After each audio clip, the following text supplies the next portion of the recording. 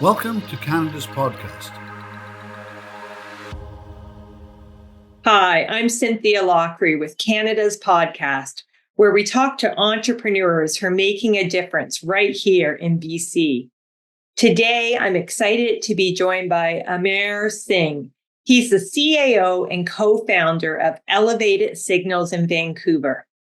His work is driven by a commitment to enhancing global health and societal well-being, with a focus on food security and environmental sustainability. So let's just jump in by welcome and tell us a bit about yourself and the work that you do. Thanks for having me, Cynthia. So I'm Amer Singh. I'm the CEO and co-founder of Elevated Signals. And we've been working on this for several years now. The project started when I was in grad school at UBC in 2016.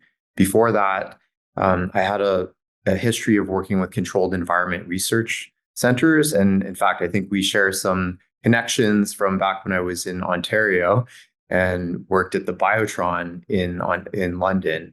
So this was called the Biotron Experimental Climate Change Research Center.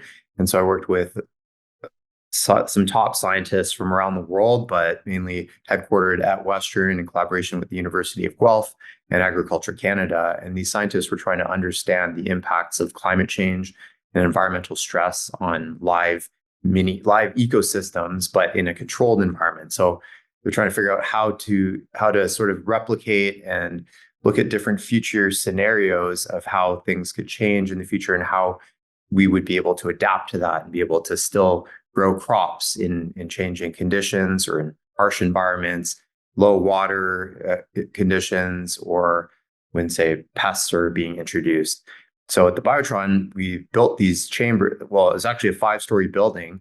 It had glass chambers on the rooftop. It had all sorts of custom designed growth chambers. It had this earth science chamber where you could bring a 6-meter tall core, like a permafrost core. So you could go to the Arctic and core this 6-meter by 1-meter core, bring it back to the Biotron and store it in there in this like chamber. And then there was like glass around it so you could sort of see the different striations in there, and then subject it to a changing climate, increase the temperature, change the CO2 and things like that, so that we could, as scientists, figure out how do we adapt, like what's going to happen to forests, what's going to happen to agricultural fields, and therefore, we need to breed crops that can survive in those conditions or genetically engineer them. So there was like a transgenics team there as well. So it was very exciting. But for me, what that did was it opened my eyes to the challenges that we're facing in society and the need for better technology to help us adapt. So it was really that intersection between natural science and technology that got me excited. My training, my undergrad was in environmental science, but during the Biotron, we were building the state-of-the-art infrastructure. But within that, we installed all sorts of sensors. We had a whole imaging and microscopy suite that we connected over the internet so that scientists from around the world could actually log in and manipulate the microscopes. Like we had scanning electron microscopes, confocal, like laser microscopy.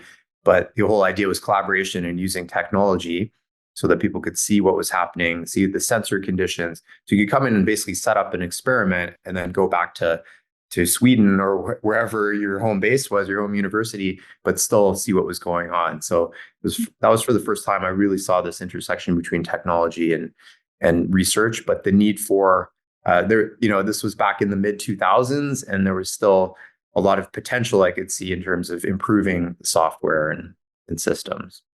Stay ahead of the game with our expert tips and strategies that will help your business thrive in a digital era. CanadasPodcast.com. Subscribe now. And you have a very impressive background and resume. So what made you go this entrepreneur route versus many job opportunities I'm sure you had? Mm-hmm. Well, I think during the Biotron days, I was the project manager and I became the general manager. So if you're thinking about like what drives an entrepreneur, during those days, I learned a lot. I was fairly young in my career, so I was absorbing as much as I could. But I saw all the scientists around me. They were the ones that were actually contributing to the discipline. They were the ones creating the IP, doing the research, and I was more enabling them to do that. So the time it was great. The projects were exciting, but I was like, I'm not the one actually doing the research here. So that kind of stuck with me. I was like, okay, how do I upskill? Like, what could I do to? And I knew I wasn't going to go the PhD route. That wasn't really, I guess, my strength. I knew I had more business skills, and I was like doing project management during that and collecting all this information, assembling it, helping get grant funding and things like that, and then ultimately managing the design and construction project for that. So I wasn't going to be the scientist. I worked with Professor Norm Huner there, he was my boss, and I spent so much time with him absorbing knowledge. We'd play tennis every week and of course work together. But I was like, okay, there's got to be other ways that I can contribute. Eventually, I did go back to I went to grad school at Western. So I did my undergrad at U of T in environmental science, worked on the Biotron for 4 years. Then I joined the Master of Environment and Sustainability graduate program there because I saw these smart people around me. I was like, okay, let's upgrade my academics. But then I went back into working on research infrastructure. So I worked for a consulting firm after I left Western, and because I had that background in helping get these facilities up and running, I got recruited into helping more other universities do projects. Actually, out in Victoria, I was working with a consulting firm, and one of my clients was the University of Victoria. So I was doing that, but then it was always still in the back of my head. Well, okay, I'm still helping. I'm managing bigger projects, more projects, but I'm not really the one creating the IP and building the teams and contributing to the solutions. So that's where we got to the start of Elevated Signals was in 2016. I decided to go back to grad school again. There was a program. I was actually just looking for courses to do because I was working at this engineering consulting firm, and they were landing these drinking water and wastewater treatment facility projects. And I thought that's exciting. That's really interesting to me. And it ties with my environmental background. And so I started looking for courses to do. And at UBC, it just turned out that they had this master program, Master of Engineering Leadership in Integrated Water Management Engineering. And so I was like, okay, you know what? Maybe I should do more than a few courses on the side and actually do this full time. So consulted my friends, advisors, and wife, and decided that let's apply. And I got in, and I intended to go back to the consulting firm. Like that was the plan. I was like, I'm going to upgrade my skills, become like the in-house water project and water engineering expert.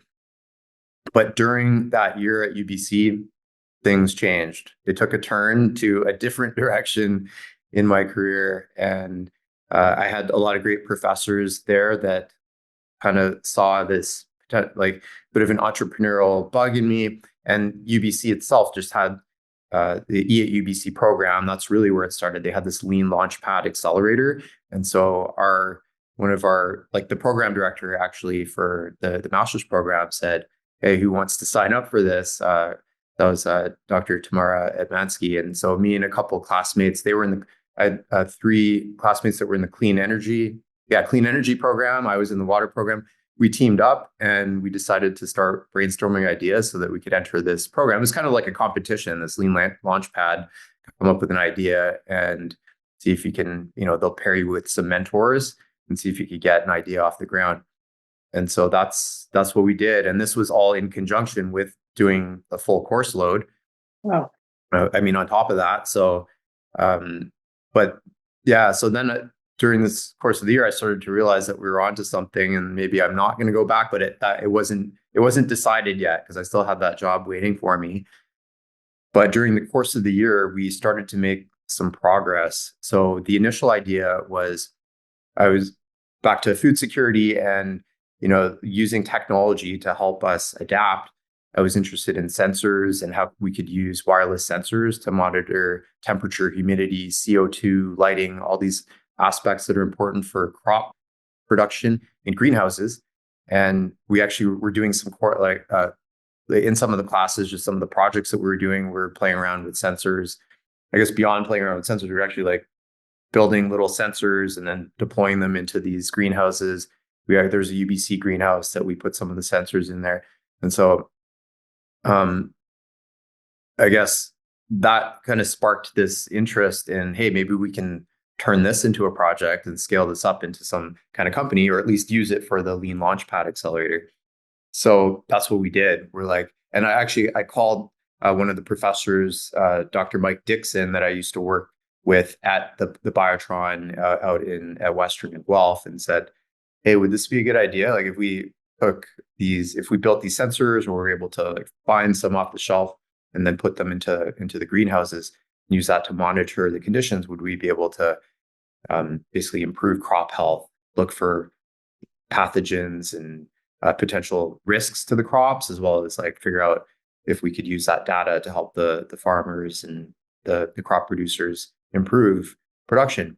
And he said yes. So we took that advice and went on with it, went through the UBC Launchpad program. At that time, actually, like I was interested in tying the water aspect to it too. So irrigation optimization. But at that time, the cannabis industry was being federally legalized in Canada. So the funny story is that my parents actually live out in the suburbs near Vancouver, and there was my dad was in the RCMP, so he was actually like a drug enforcement agent back in the day. But they saw this newspaper clipping of this facility that was being built, like a greenhouse was being built not too far from where they live. And so my mom was like, hey, maybe you should go talk to them and see if they have any needs, or because she kind of knew I was playing around with this idea with the greenhouses. And so sure enough, based on my mom's little insight there, we called up. I just reached out to the company. They're called Tantalus Labs on Facebook, of all places. Like I was just like, I don't know how to reach them. Let's go on Facebook. They had a Facebook page, messaged them, gave them a bit of my background, told them like what I'd done in the past with the Biotron, what I'm doing at UBC. And they were just like, sure, come on in. We've got lots of challenges here. They were already hacking around with wireless sensors because the systems that they had within their facility were. The funny thing is, the stuff that we deployed to the Biotron back in the mid 2000s was the same. Like nothing had really changed with the software and the sensors. It was like the same control systems that were being used 10 plus years later. So they were like, yeah, we want more. We want wireless. It wasn't even wireless. So that was the first thing. So they brought us in and we're like, let's partner. And so, yeah, I can give you more details, but that's essentially how it started, that we found a local partner that was willing to bring us into the fold and allow us to work side by side with their team as they were, going through their regulatory process, as they were still just completing the last parts of their facility and then looking towards operations. And they had to get all sorts of ducks in a row. So we had, it was like a unique once in a lifetime opportunity with this new industry that had all these needs and had a vacuum of technology options. And then a company that was also like looking to do things in a different way. They all had like tech backgrounds, high tech backgrounds, and wanted to, but then they realized that, hey, we need to build this company and this brand and the products. It's going to be hard to do the tech along with that. So if we could work with a team of engineers from UBC, they were all for it. I love that story. And my favorite part is your mom got involved. Yes. I love the moms jumping in. Totally. So what are you most passionate about in terms of the work that you do and being an entrepreneur? Mm-hmm. Well, yeah, I got to say it's building the team that we have. Yeah, like having worked for companies before, I always had good experiences, but I guess it's twofold. So it's the one thing that I mentioned before is like I hadn't built my own IP and technology. I was contributing and enabling other people to do that. So it's like by being an entrepreneur, we've now built a software platform that's being used in, over 100 facilities around the world. But we've also built up a team, so my own team, and with my co-founders, so Ben and Hardeep. I didn't mention too much about them yet, but that was like a huge part of the story. So I mean, this wouldn't have happened without them. Basically, I met them when I was at UBC.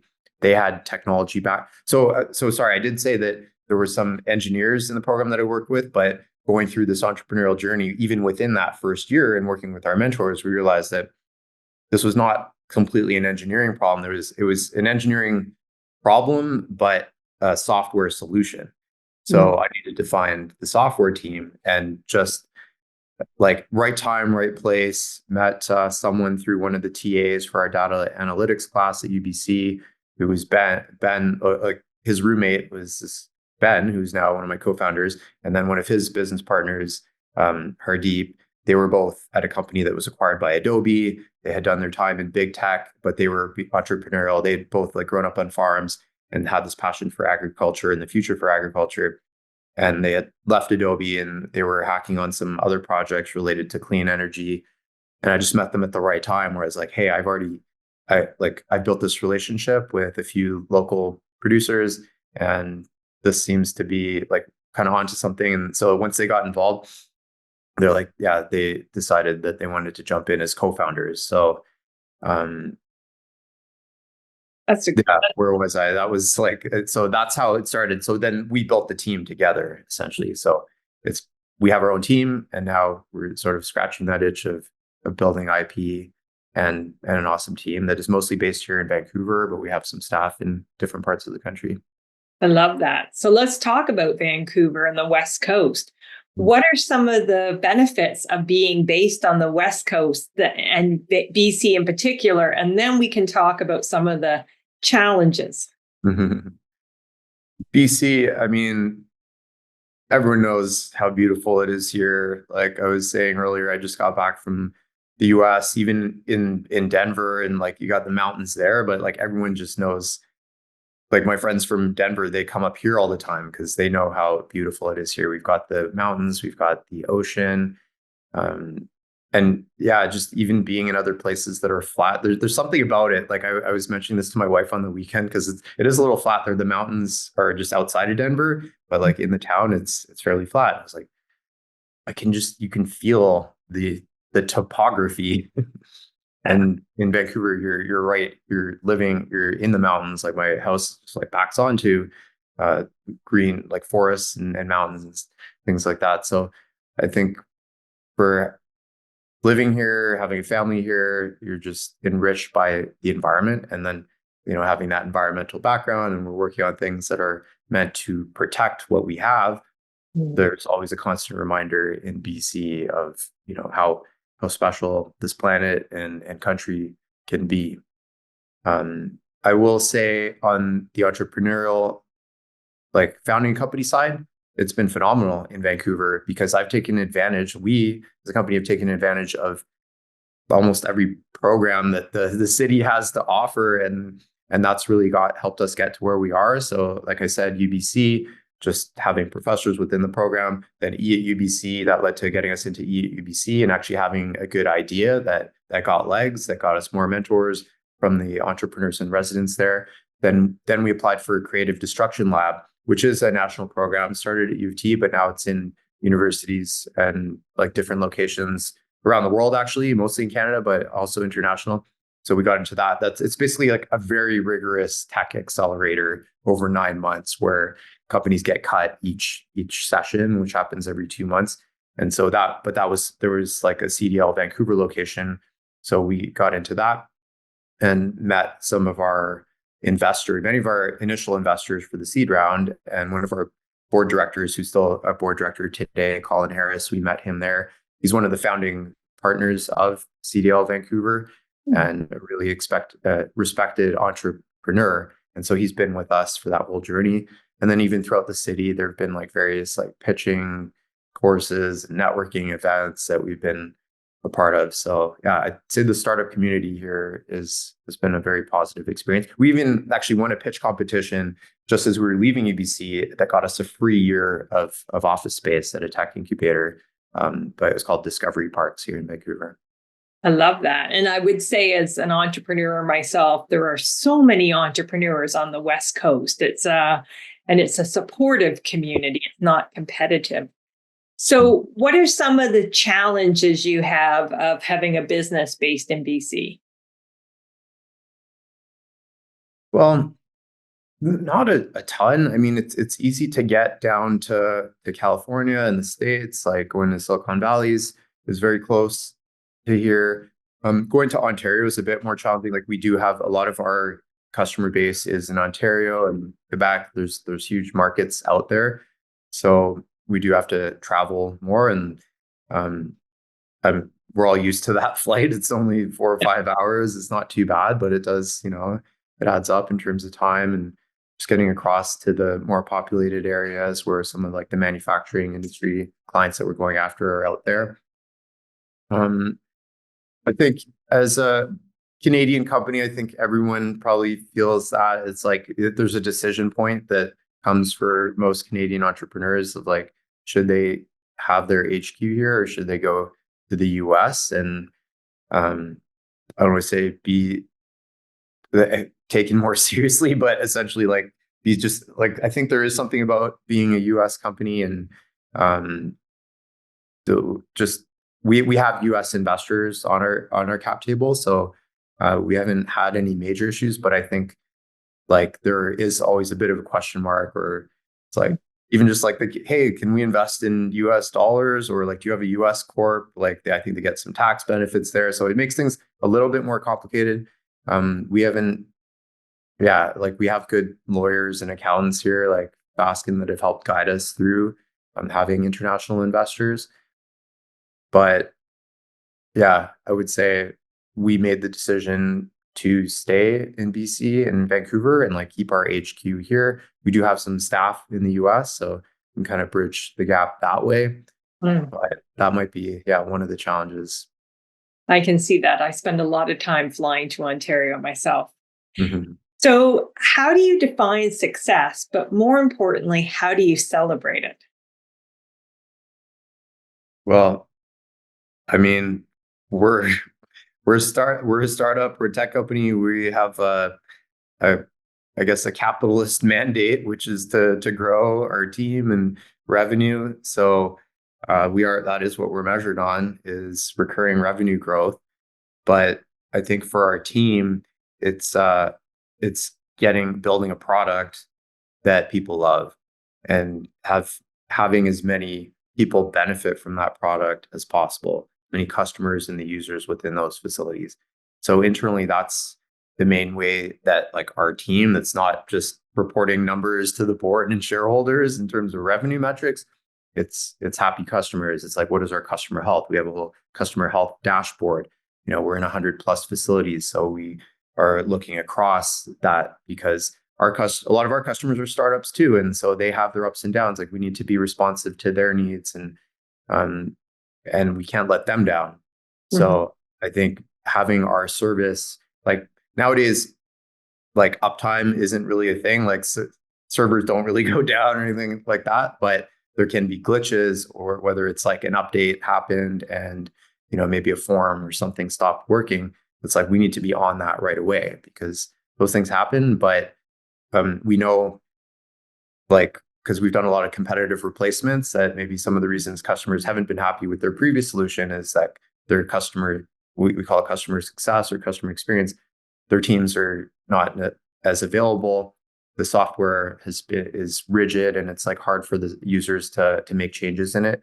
So we built something that's like part of our design philosophy is to make the software easy to use, very flexible, so that customers can make changes on their own.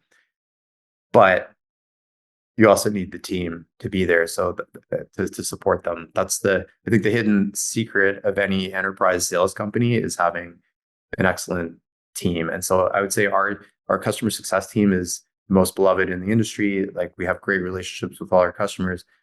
And yeah, like personally, I come from like a consulting background, which is essentially customer service. So at the firms I worked with, yeah, there's no tolerance for like, not keeping a customer happy or missing an email or get a deadline or anything like that. So So we've tried to instill that culture here, and we haven't really had to. Like, I think we've just hired people that, feel the same way about, it is helpful being in these exciting industries. Like, we're in these emerging industries where you've got new greenhouses being built, where now we're going into clean tech and climate tech, vertical farming of crops. So our team's like excited about what they're doing, and they want their customers to succeed. And again, like I said, there's a lot of startups that we work with. So it's like they're kind of on this journey with us. So our team is like, we haven't had to ask anyone to be more dedicated. But to your original question, I think it's just making sure Canada's podcast is your gateway to success in the world of entrepreneurship. Supporting software. Start listening today. That helps our customers. CanadasPodcast.com. Subscribe now. So how do you deal, though, with the fear and doubt that can creep in? To which part? Yeah. Everything. Just as you're the entrepreneur, you're the one holding this, which is much different than being an employee where the buck stops somewhere else. So how do you deal with holding all that weight on your shoulders?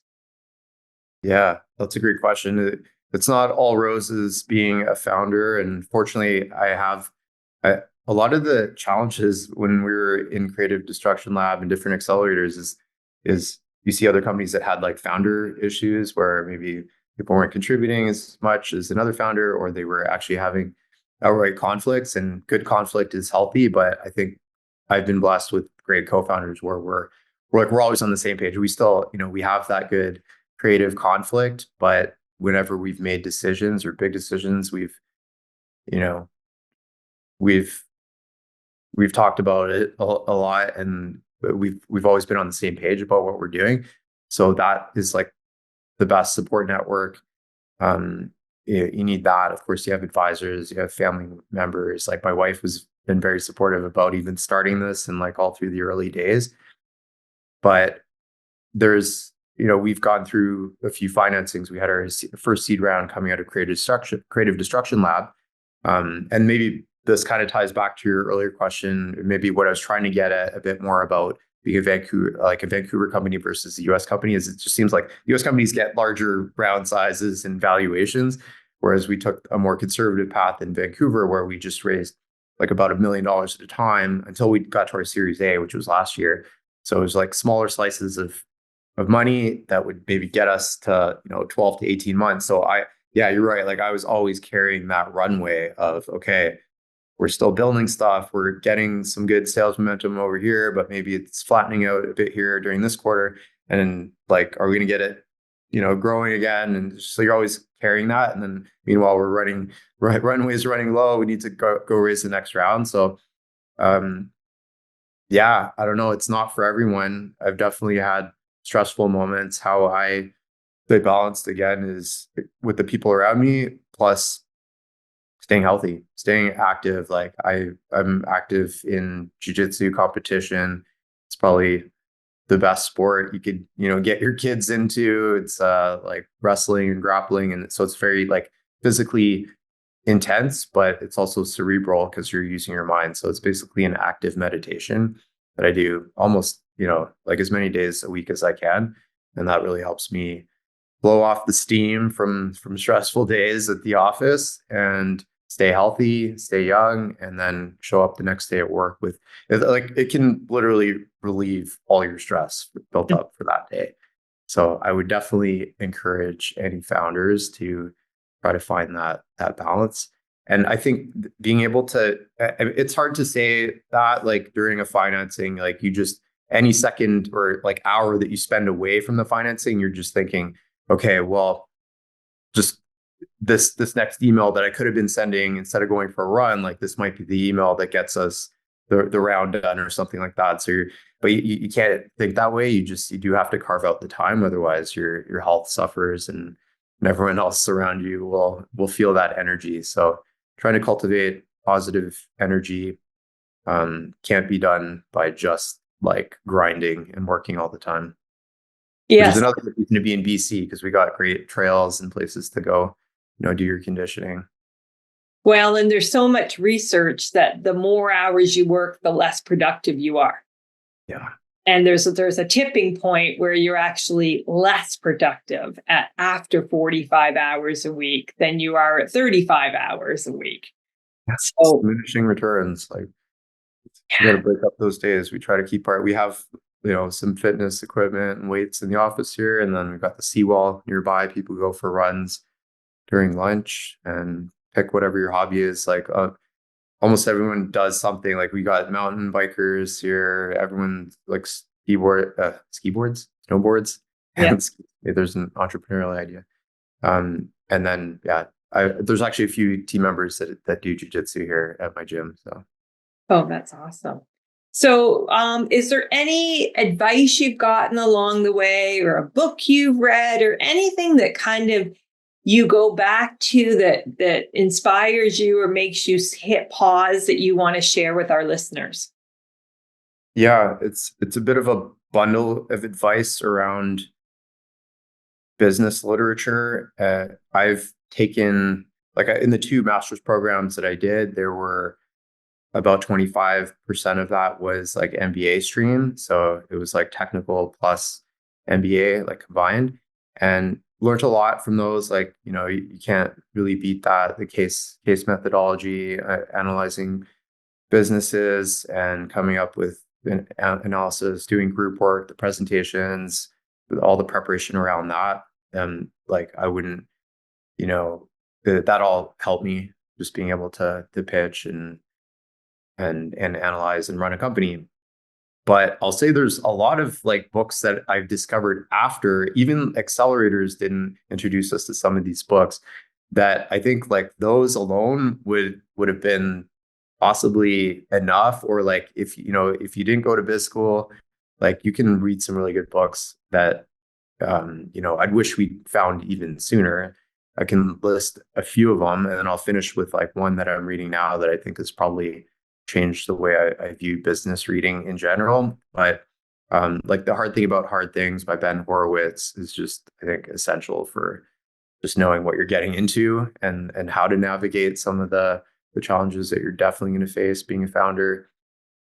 Crossing the Chasm, just are you building the right idea, and how to do that. We've embraced jobs to be done now for just our product development. And that's something that we probably should have done earlier, but I think that's a great way for any company at any stage to really make sure that they're designing the right product that's going to get the job done for their customers. And then the last one that I was going to say is biographies. I think I'm just totally sold on biographies as the best way to learn about business. I'm just in the last 2 chapters of the Steve Jobs biography right now. I've read the previous Elon Musk one. I've got the new one by Walter Isaacson, so that's coming up next. But just even in the Steve Jobs one, I've just learned so much because it's contextual. It's telling a story, which I know that you're a big proponent of story, the power of storytelling. You're getting a story. It resonates with you more because it's contextualized to all these different scenarios. And then there's so much business insight in there, just the way he used to negotiate deals, the way he interacted with staff, which was not always not always great, but you definitely saw the times that he needed to push hard, and then the times that, and just how involved he was with the product itself. Because being involved, in so many financing the past few years, I felt myself getting a little bit away from product. But now reading, that was always the plan, was to go back and really help the team focus on product.